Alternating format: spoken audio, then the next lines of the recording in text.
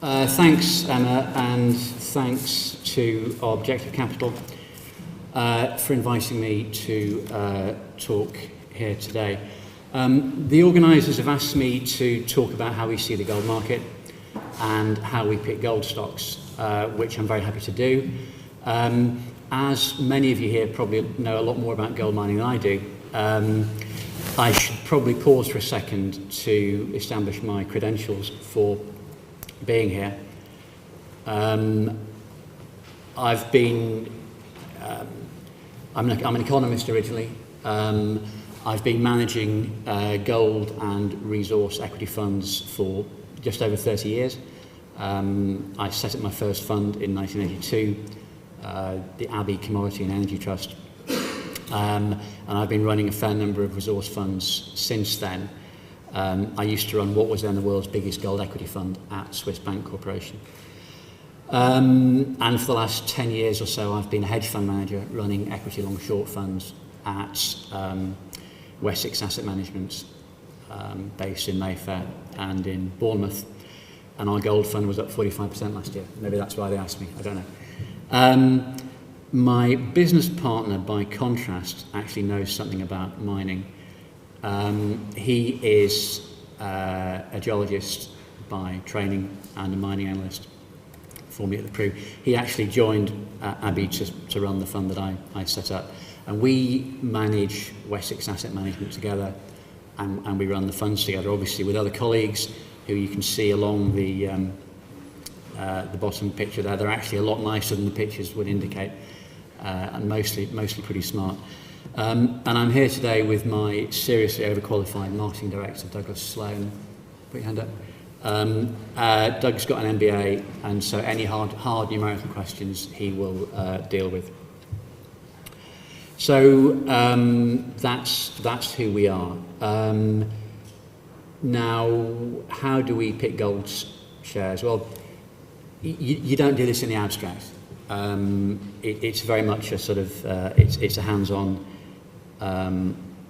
experience, and the point is we're in the gold market. We're in a bull market for gold, and every aspect of your stock picking and portfolio construction has got to be based on that. So let's just pause for a second and go through briefly why we think that. You'll be fairly familiar with most of these points. I guess most of you gold bulls, that's probably why you're here, or you're running gold mining companies, again, you're probably gold bulls. Just very briefly, real interest rates are low or negative. When I started in the early 80s, the first thing I did was run through on DataStream what actually drives gold prices. And interestingly, the answer then is exactly the same as the answer now. And it's real interest rates in US dollars is by far the most important issue.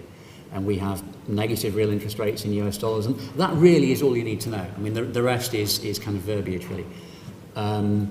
But it's very, very helpful that we have strong consumer demand from newly affluent Asians. I should say the other half of what we do at Wessex, when we're not doing resource funds, is Asian funds, because Asia and resources is kind of the hot, sexy area, but it's also Asia's where the demand is.